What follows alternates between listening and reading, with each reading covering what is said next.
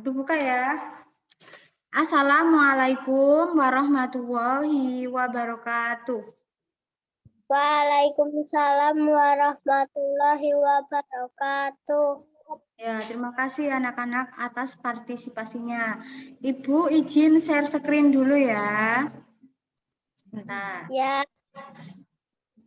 Nah, sudah terlihat ya pada layar kalian masing-masing? sudah Bu. Sudah. Oke.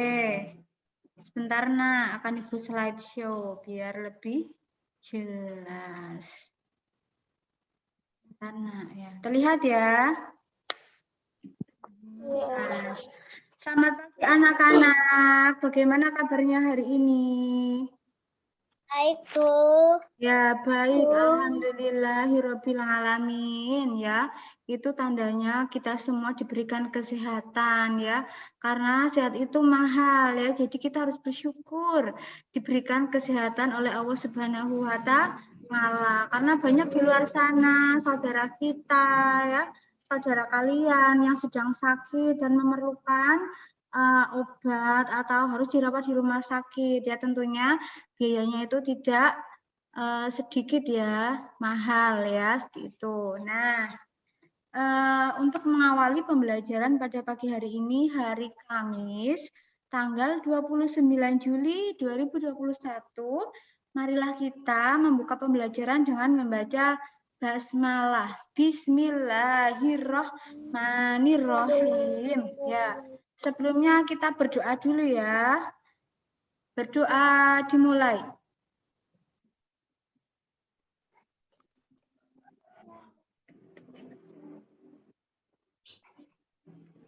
Berdoa selesai ya. Terima kasih ya. Semoga dengan kita berdoa ya, kita diberikan ilmu yang bermanfaat, kemudian kita diberikan kemudahan dalam belajar pada pagi hari ini ya. Hari ini kita akan belajar tema 1, pertumbuhan dan perkembangan makhluk hidup, subtema 2, pertumbuhan dan perkembangan manusia, pembelajaran yang ketiga ya. Nah, untuk tujuan pembelajaran kita hari ini yang pertama, siswa mampu menjelaskan gerak kuat dan lemah tangan saat menari. Kemudian yang kedua, siswa mampu menulis informasi dari teks bacaan dengan kosakata yang tepat tentang faktor yang mempengaruhi pertumbuhan dan perkembangan manusia. Yang ketiga, siswa mampu menyelesaikan soal cerita tentang penjumlahan bilangan, ya. Nah, untuk muatan pelajaran ada 3. Yang pertama ada SPDP, yaitu seni budaya dan prakarya, yaitu tentang gerak kuat dan lemah tangan saat menari. Kemudian yang kedua ada bahasa Indonesia, yaitu tentang menulis informasi tentang faktor yang mempengaruhi pertumbuhan dan perkembangan manusia. Dan yang ketiga, matematika tentang soal cerita tentang penjumlahan suatu bilangan. Nah, untuk materi yang pertama ada gerak kuat dan lemah tangan saat menari ya. Kalian mendengarkan penjelasan Bu Guru ya. Nanti ini akan Ibu rekam dan akan Ibu masukkan ke YouTube. Jadi harapkan kalian tidak boleh rame ya. Nah, yang pertama ya, Bu Guru akan menjelaskan gerak kuat dan lemah tangan saat menari. Gerakan adalah unsur utama pada suatu tarian. Gerakan tarian sangat beragam. Ada gerakan kepala, gerakan tangan, ya mana gerakan tangan, badan dan kaki. Contoh gerakan tangan yaitu melambai. Bagaimana melambai? Misalnya begini, mana ini kamera? Melambai, merentangkan, tangannya direntangkan ya, dan melenggam. Kemudian gerakan kuat dan lemah disesuaikan dengan tempo musik ya. Jadi kalau tempo lagunya itu semangat ya, itu juga gerakannya harus semangat. Kalau lagunya pelan ya menggunakan gending Jawa atau gamelan Jawa, tentunya juga gerakannya harus yang lemah. Jadi menyesuaikan dengan tempo musik ya yang mengiringi. Gerakan yang kuat ditandai dengan gerakan yang bertenaga, menggambarkan kegembiraan, semangat, dan amarah. Nah, sementara gerakan yang lemah itu ditandai dengan gerakan yang lembut ya dan pelan dengan iringan musik yang cenderung bertempo pelan. Misalnya saat kalian menyaksikan tarian Jawa itu kan lemah gemulai ya karena lagunya menggunakan karena iringannya itu menggunakan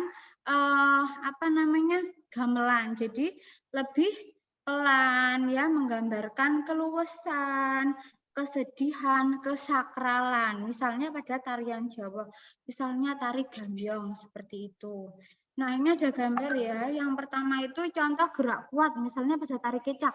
Kan kalau tari kecak itu ya cak cak cak cak. Nah, itu kan pakai hentakan semangat ya. Jadi itu menggunakan gerakan tangan yang kuat ya, cak cak cak itu. Kemudian kalau gerakan lemah ini misalnya pada tari Jawa, yaitu tari gambyong, yaitu menggambarkan keluasan, kesakralan seperti itu ya. Sudah ada gambarnya ya. Nah, kemudian kita akan mempraktikkan tepuk tangan ya. Tangan kanan, tangan kiri mempunyai jari. Direntangkan, dibengkokkan, putar pergelangan. Acung depan, lentikan, ayo tepuk tangan. Nanti kita akan praktek. Nah, misalnya tangan kanan, tangan kiri. Nah, tangan kanan, tangan kiri mempunyai jari. Kemudian direntangkan seperti gambar ya. Dibengkokkan ya, dibengkokkan kemudian pergelangan tangan itu diputar ya seperti gambar ya. Kemudian acung ke depan, tangannya ke depan ya. Kemudian dilentikkan ya, seginikan. Nah, kemudian tepuk tangan, nanti kalian dapat mempraktekkan sendiri ya. Nah, bentar. Dapatkah kalian membuat contoh gerakan tangan yang kuat dan lemah pada sebuah tarian? Ya bisa ya, nanti kalian akan mencoba. Gerakan yang kamu ciptakan dapat menirukan gerak benda yang ada di sekitar.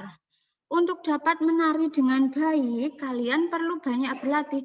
Jadi agar kita bisa menari dengan baik itu kita harus banyak latihan tentunya ya. Menjaga pola makan juga penting agar badan tetap sehat. Nah, ini selain banyak latihan juga harus menjaga pola makan agar badan kita itu tetap sehat seperti itu. Dengan badan yang sehat, kalian dapat melakukan gerakan tari dengan baik ya. Nah, di sini Bu Guru akan menjelaskan makanan yang penting untuk kesehatan. Makanan sangat berpengaruh terhadap pertumbuhan dan perkembangan manusia. Makanan yang penting untuk pertumbuhan dan perkembangan adalah makanan yang menyehatkan dan bergizi. Coba di sini pasti anak-anak lebih suka mie instan ya daripada sayur mayur ya. Biasanya anak-anak tuh lebih suka makan mie instan ya daripada makan bayam. Nah, itu tidak boleh seperti itu. Jadi kita harus banyak makan sayur-sayuran, kurangi masakan instan seperti mie instan itu harus dikurangi karena banyak pengawetnya dan tidak menyehatkan ya. Kemudian seperti misalnya kalian beli chicken, nah itu juga makanan cepat saji itu banyak pengawetnya, jadi harus dikurangi ya. Kita harus banyak makanan yang bergizi, misalnya yang mengandung karbohidrat, banyak protein. Nah, itu terdapat pada kacang-kacangan misalnya, telur ya, daging ya. Kemudian ada vitamin dan mineral itu pada sayuran dan buah-buahan ya. Kami jelaskan. Nah, di sini contoh makanan yang bergizi. Yang pertama itu ada gambar yang pertama ya, ada nasi, ada sagu, ada singkong, ada jagung. Itu makanan yang mengandung banyak karbohidrat. Itu makanan pokok. Itu penting untuk tubuh kalian agar tubuh kalian itu bertenaga ya. Kemudian yang kedua ada makanan yang mengandung banyak protein. Nah, di sini ada protein nabati, protein hewani ya. Yang pertama itu ada daging ayam, itu protein hewani, itu yaitu protein yang berasal dari hewan. Ada daging, misalnya daging apa coba, daging sapi, daging kerbau ya. Kemudian ada ikan. Nah, ini ikan itu banyak gizinya ya. Makanya kalau kita lihat orang-orang Jepang itu banyak yang pintar, banyak yang pandai. Ternyata menurut penelitian orang-orang Jepang itu banyak mengkonsumsi ikan karena ikan itu banyak proteinnya ya yang bagus untuk kecerdasan otak kalian. Jadi kalian harus perbanyak makan ikan ya daripada makan yang cepat saji seperti itu. Selain ikan ada telur. Nah, di sini bisa telur ayam, telur bebek ya. Nah, sedangkan ada tempe dan tahu. Itu tempe dan tahu itu merupakan protein nabati, yaitu protein yang berasal dari tumbuhan, misalnya dari kacang-kacangan ya. Ada tempe dan tahu.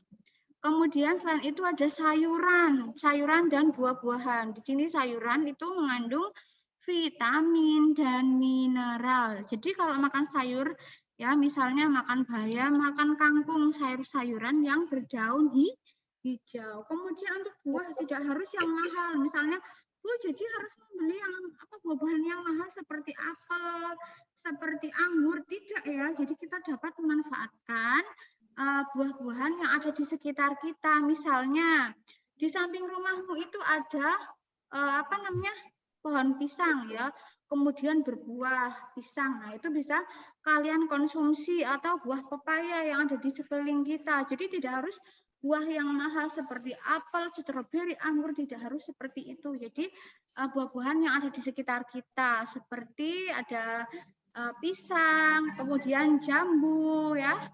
Kemudian pepaya. Nah, itu kita manfaatkan karena banyak mengandung vitamin dan mineral. Kemudian yang terakhir itu ada susu. Nah, di sini susu sebagai pelengkap ya. Apalagi kalian ya masih anak-anak itu masa pertumbuhan ya. Jadi harus dimaksimalkan dalam minum susu. Misalnya minum susu sehari 3 kali atau 2 kali, yaitu mengandung kalsium ya, yang baik untuk pertumbuhan kalian ya, untuk pertumbuhan tulang dan gigi ya. Nah, itu semua adalah makanan seimbang. Kalau itu namanya 4 sehat 5 sempurna. Sekarang namanya makanan yang seimbang atau gizi seimbang ya, seperti itu. Jadi ketika makan ya, misalnya di sini siapa? Lintang. Tema mungkin segone akeh banget ya. Nasinya banyak sekali. Nah, kemudian kalau kebanyakan karbohidrat atau nasi, nah itu bisa mengakibatkan obesitas atau kegemukan. Jadi ketika makan itu harus diatur porsinya, jangan sampai nasinya banyak ya, tanduk wae. Nah, kalau nambah nanti bisa mengalami obesitas atau kegemukan. Jadi pola makan juga harus diatur. Karena kalau kegemukan mau ngapa-ngapain pasti malas.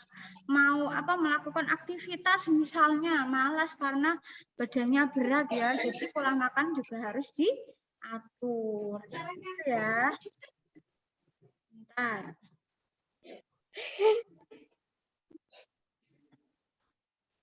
Nah, sebentar, Nak. Nah, di sini Bu Guru akan menjelaskan ya makanan yang menyehatkan dan bergizi ya. Di situ sudah ada gambar ya. Yang pertama makanan pokok ya. Makanan pokok itu misalnya makanan yang banyak mengandung karbohidrat. Tapi ingat ya, jangan sampai kita berlebihan dalam mengkonsumsi karbohidrat karena bisa menyebabkan kegemukan atau obesitas. Karena kemarin Bu Guru melihat siaran televisi di era pandemi seperti sekarang ini, banyak sekali anak-anak itu yang makan sehari 4 kali ya. Kemarin banyak ahli gizi itu yang prihatin ya, karena dampak pandemi banyak anak-anak itu mengalami obesitas atau kegemukan yang tadinya ketika tidak pandemi makan 2 kali atau 3 kali ya. Nah, ini ketika pandemi banyak melakukan kegiatan di rumah, main HP, main gadget, makan jadi 4 kali sehingga mengalami obesitas atau kegemukan ya, karena banyak makan nasi misalnya ya, sudah makan nasi kayak ngono sik ngemil apa namanya roti misalnya, ngemil singkong ya, ngemil jagung rebus. Nah, itu kan asupan karbohidratnya kan banyak sekali ya. Nah, itu yang bisa menyebabkan obesitas atau kegemukan. Jadi jangan sampai kita berlebihan dalam mengkonsumsi karbohidrat. Yang kedua, lauk pauk misalnya ada daging, ikan, tahu, tempe, telur, dan cumi-cumi atau ikan ya, jenis ikan seafood ya, makanan laut. Nah, ini lauk pauk itu banyak mengandung protein. Nah, di sini setiap hari itu tidak harus makan makanan yang enak. Misalnya Bu, jadi harus makan daging terus ya Bu, makan ayam terus ya Bu, daging ayam terus. Ya tidak ya, kita bisa selang-seling. Hari ini misalnya makan tahu ya, lauknya tahu. Besok bisa telur, besoknya lagi daging ayam. Tidak harus setiap hari daging ya. Itu teri, ikan teri juga banyak gizinya ya. Yang penting kita makan makanan yang bergizi, kurangi makanan yang instan ya. Ingat ya, kurangi makanan instan yang banyak pengawetnya. Nanti tidak baik untuk kalian, bisa menyebabkan kegemukan ya. Dan nanti kalau kalian sudah dewasa, tua ya, nah itu akan mengalami dampaknya ya. Nah, yang ketiga, sayur-sayuran. Misalnya ini ada sayuran yang berdaun hijau. Misalnya ada bayam, kangkung, apalagi sawi. Nah, itu yang bagus ya. Bayong, apalagi nak? Daun singkong, brokoli, buncis. Nah, itu bagus sekali untuk tubuh kita ya. Nah, ini juga ada wortel juga bagus ya. Kemudian ada buah-buahan. Di sini buah-buahan mengandung ya vitamin dan mineral. Misalnya ada jeruk, apel, anggur, pisang, dan jambu ya. Iya, jadi kita bisa manfaatkan buah-buahan yang ada di sekitar kita ya. Misalnya buah pisang, buah pepaya. Misalnya Nadifa samping rumahnya ditanam jeruknya.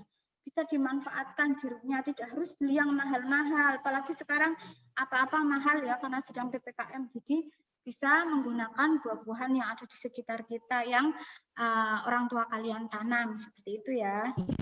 Kemudian di sini ada susu. Susu itu sebagai pelengkap ya. Di sini susu banyak mengandung kalsium ya yang bagus untuk pertumbuhan tulang kalian dan gigi kalian ya. Di sini bisa susu sapi ya atau susu kambing. Tapi kalau kalian pasti lebih suka membeli susu sapi ya karena sudah kemasannya sudah bagus ya. Jadi tinggal beli di toko atau warung-warung sudah banyak dijual seperti itu ya. Ya.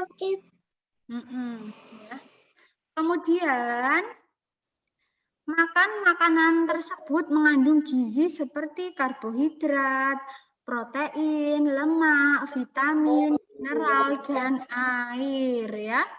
Karbohidrat terdapat pada makanan pokok seperti yang tadi dijelaskan. Nasi itu mengandung karbohidrat, jagung, sagu, roti, singkong itu banyak mengandung karbohidrat. Ya misalnya Nadifa pagi-pagi sudah makan singkong ya, 5 potong misalnya. Terus makan nasi, nah itu berarti asupan karbohidratnya itu berlebih ya. Jadi kalau sudah makan singkong, makan nasinya nanti karena singkong juga mengandung karbohidrat ya. Kemudian ada protein. Ya, protein itu ada 2 jenis, yaitu protein hewani dan protein nabati. Protein hewani adalah protein yang berasal dari hewan. Misalnya ada ikan, daging, susu, keju, dan telur. Protein nabati adalah protein yang berasal dari tumbuh-tumbuhan. Misalnya saja tempe dan tahu. Di sini ada gambar ya.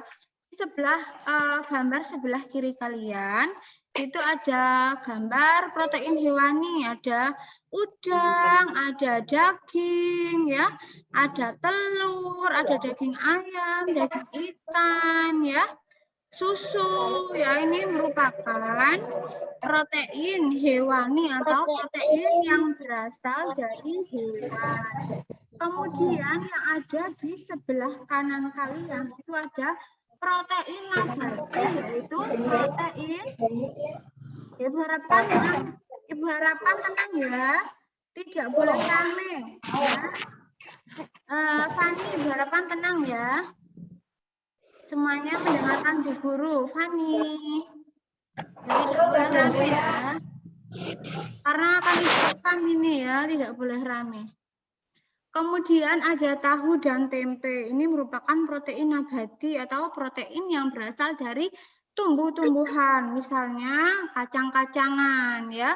Ada tahu dan tempe. Seperti itu ya. Sebentar. Nah, ini ada gambar makanan yang mengandung banyak vitamin ya. Ada apa aja nak? Ada sayur-sayuran dan buah. Vitamin banyak terdapat pada sayur-sayuran dan buah-buahan ya. Mineral banyak terdapat pada ikan, sayur, dan susu. Jagalah makanan yang kita makan agar selalu bersih dan menyehatkan. Jadi misalnya kalian sebelum makan buah apel gitu ya, harus dicuci dulu ya, karena kan kita tidak tahu misalnya ketika kita membeli di pasar ya, itu masih mengandung pestisida. Nah, itu kan kalau sampai kita akan makan, sampai kita konsumsi, nah itu kan berbahaya ya. Jadi ketika kita akan memakan sesuatu, ya misalnya buah-buahan, harus dicuci terlebih dahulu agar bersih ya. Nah, seperti itu ya. Sebentar. Nah, makanan yang bersih, menyehatkan, dan bergizi akan membantu pertumbuhan dan perkembangan manusia dengan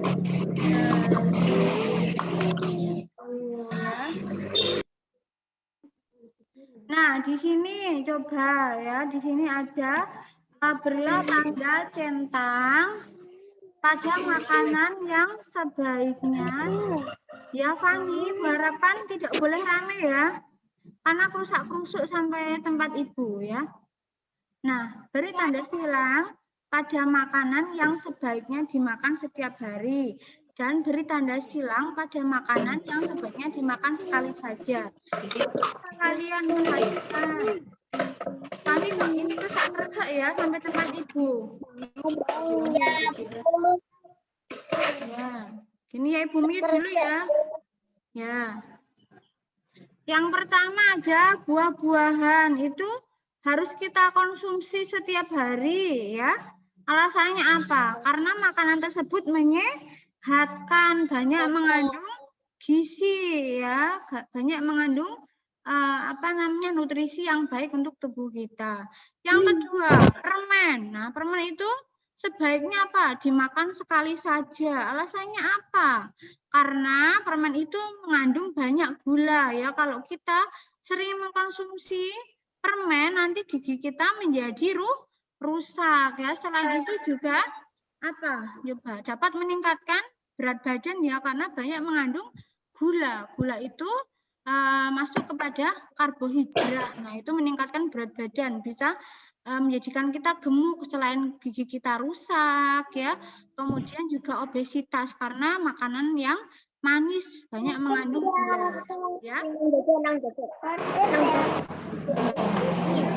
Fani kok ini ya rusak-rusuk. Yang ketiga ada es krim. Nah, itu es krim juga tidak boleh kita konsumsi setiap hari. Karena alasannya apa coba? Karena di dalam es krim itu banyak mengandung pemanis buatan atau gula ya. Nah, itu tidak baik untuk tubuh kita. Karena kita bisa mengalami obesitas atau kegemukan ya, apalagi setelah makan es krim misalnya, tidak gosok gigi, nah nanti gigi kalian akan rusak, ya akan sakit gigi. Seperti itu ya. Kemudian yang keempat ada apa? Ada coklat. Nah, ini coklat juga tidak boleh kita konsumsi setiap hari karena banyak mengandung pemanis buatan. Banyak mengandung gula ya, karena kalau banyak mengandung gula nanti bisa merusak gigi kita. Gigi kita jadi sakit karena kita banyak makan yang manis-manis. Dan itu juga dapat mengakibatkan kegemukan karena gula itu masuk ke dalam karbohidrat yang dapat mengakibatkan kenaikan pada berat badan kita ya. Nah, kemudian selanjutnya ada susu. Nah, susu ini baik untuk dikonsumsi setiap hari karena alasannya apa? Karena mengandung kalsium yang baik untuk pertumbuhan tulang kalian. Apalagi kalian ya pada masa pertumbuhan seperti ini. Jadi harus banyak minum susu. Kemudian yang terakhir itu ada gambar apa, Nak? Ada gambar protein. Nah, itu protein. Ya, daging ayam, ada telur, ada ikan, ya ada tempe, ada tahu, itu makanan yang banyak mengandung protein. Nah, itu bagus untuk tubuh kita ya, baik untuk tubuh kita karena banyak mengandung gizi dan nutrisi. Ini juga banyak mengandung protein tentunya. Jadi kalau misalnya kalian jatuh dan terluka, ketika kalian mengkonsumsi banyak protein akan cepat penyembuhannya, akan cepat dalam penyembuhan luka. Seperti itu ya. Nah, tugas yang pertama, perhatikan Bu Guru. Tugas yang pertama itu, bacalah faktor yang mempengaruhi pertumbuhan dan perkembangan manusia pada LKS tema 1 halaman 43. Ya, kemudian tuliskan informasi yang penting pada bacaan tersebut. Kalian ringkas ya, kalian tuliskan informasi setelah kalian membaca LKS tema 1 halaman 43, kalian ringkas ya. Gunakan kosakata yang baik dan benar ya, dituliskan pada buku tugas dikumpulkan hari Selasa.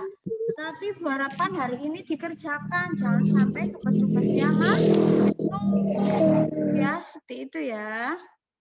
Ya.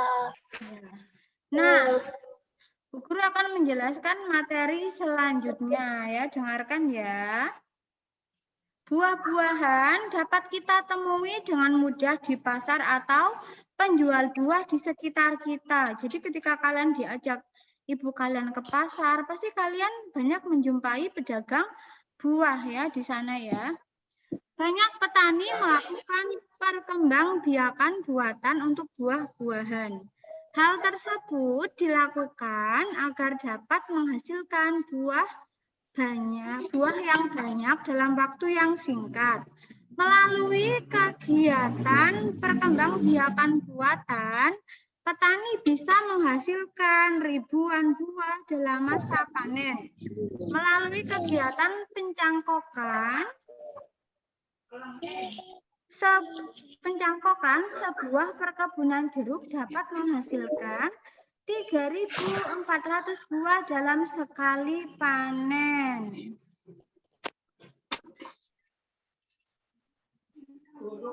Ya, bayangkan jika suatu perkebunan dapat menghasilkan 3.400 buah dalam sekali panen. Berapa jumlah Fani, Bu harapan mboten parang kresek-kresek nggih. Di sini Fani mau kresek-kresek terus ya. Berapa jumlah buah yang akan dihasilkan dalam 2 kali panen? Jadi caranya itu ya 3.400 ditambah 3.400. Jadi hasilnya berapa? 6.800. Jadi dilakukan penjumlahan. Jumlahannya bisa bersusun seperti ini ya. Bersusun ke bawah. 0 ditambah 0, 0. 0 ditambah 0, 0. 4 ditambah 4, 8. 3 ditambah 3, 6. Di sini kan ditanyakan. Sebentar. Di sini ditanyakan berapa jumlah buah yang akan dihasilkan dalam 2 kali panen. Jadi setiap panen itu menghasilkan 3.400 ya. Jadi kalau 2 kali panen ya 3.400 ditambah 3.400 sama dengan 6.800.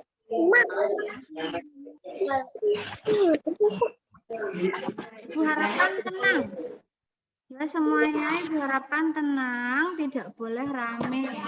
Dinaya, di sini Dinaya bersuara ya. Ibu harapkan Dinaya tidak boleh rame. Kemudian ada contoh soal lagi ya, coba sini. Nah, ada contoh soal lagi. Misalnya, pada musim panen dihasilkan 2 keranjang buah jambu. Keranjang pertama berisi 1.750 buah jambu. Keranjang kedua berisi 1.850 buah jambu. Berapa jumlah buah jambu dalam 2 keranjang tersebut? Jadi kita jumlahkan, yaitu 1.750 ditambah 1.850. Kita susun ke bawah ya. Coba dilihat. 0 ditambah 0 berapa, Nak? 0 tambah 0 berapa? 0. 5 ditambah 5 berapa? 10. Kita tuliskan angka paling belakang yaitu 10 kan 1 dan 0. Kita tuliskan 0. Menyimpan 1 ya. 1 ditambah 7 berapa? 8. 8 ditambah 8, 16. Kita tulis 6 ya. Kemudian angka 1. Kita tulis di atas sini ya. Kita simpan ya. 1 ditambah 1 ditambah 1. Sama dengan 3. Hasilnya 3.600. Jadi jumlah buah jambu dalam keranjang adalah 3.600. Ya, jangan rame ya Fani. Ada 3.600 buah ya. Nah, kemudian contoh soal yang kedua ya. Ibu bacakan. Pak Komar ingin menjual buah semangka hasil panen dari perkebunannya. Kebun Pak Komar menghasilkan 2 truk semangka. Truk pertama memuat 1.200 buah semangka. Truk kedua memuat 1.800 buah semangka. Berapa jumlah buah semangka hasil panen Pak Komar? Jadi truk pertama dan truk kedua itu hasil buahnya dijumlahkan atau ditambah ya. Kita tuliskan menjadi 1.200 ditambah 1.800 ya. Kita susun ke bawah. 0 ditambah 0 berapa? 0. 0 ditambah 0, 0. 2 ditambah 8 berapa? 10. Kita tulis angka yang belakang yaitu 1. 1 ditambah 1, 2. 2 ditambah 1, 3. Jadi hasilnya 3.000. Jadi jumlah buah semangka hasil panen Pak Komar ada 3.000 buah ya.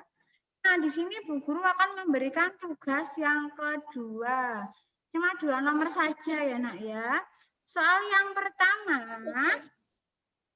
Paman Alvin mempunyai 2 keranjang apel. Keranjang pertama berisi 1.217 apel. Keranjang kedua berisi 1.500 apel. Berapa jumlah seluruh apel Pak Alvin? Nah, jadi Tinggal kalian jumlahkan saja. Ini nanti ditulis soalnya ya, karena Bu Guru juga ingin melihat tulisan kalian sudah benar apa belum. Ya, ini nanti ditulis soalnya ya. Jadi hanya dijumlahkan, nanti ditulis ya dengan penjumlahan susun ke bawah ya. Kemudian yang kedua, hasil panen semangka ya, hasil panen semangka Pak Arji diangkut menggunakan 2 truk. Truk pertama mengangkut 2.364 semangka. Truk kedua mengangkut 2.406 semangka. Hitunglah hasil panen semangka Paman Arji seluruhnya. Jadi kalian hanya menjumlahkan 2.364 ditambah 2.406. Nanti kalian susun ke bawah ya. Ingat ya, tugasnya ya ditulis di buku tugas. Soalnya ditulis kan cuma 2. Jadi ditulis dan dikerjakan dengan baik ya. Dikumpulkan hari Selasa. Tapi hari ini harus mulai mengerjakan, tidak boleh menunggu-nunggu sampai besok, nanti tugasnya numpuk ya.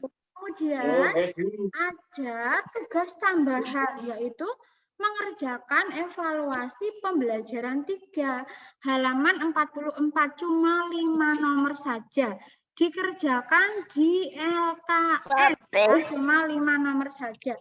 Nanti saat kita tetap muka terbatas dapat kita bahas bersama-sama ya.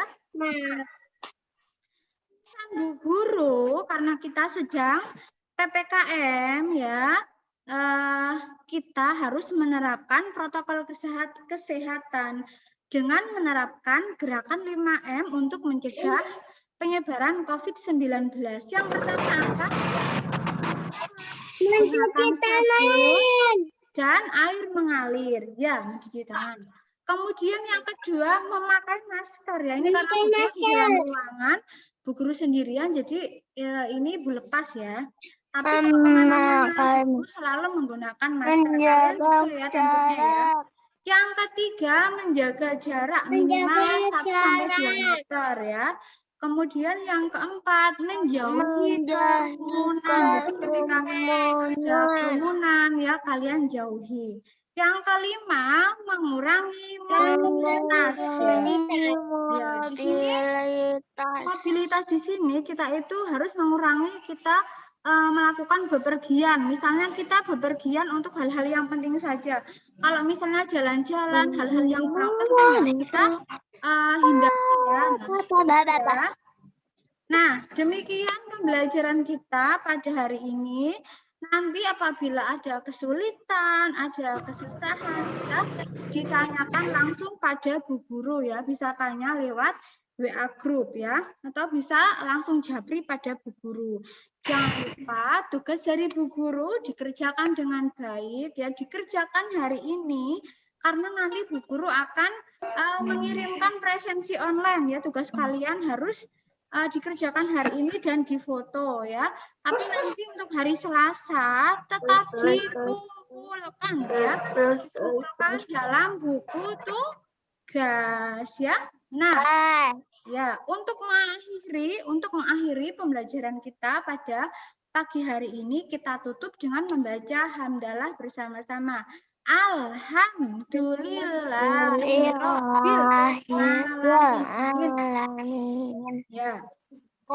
Terima kasih atas perhatiannya. Selamat belajar, selamat beraktivitas, tetap jaga kesehatan dan salam sehat.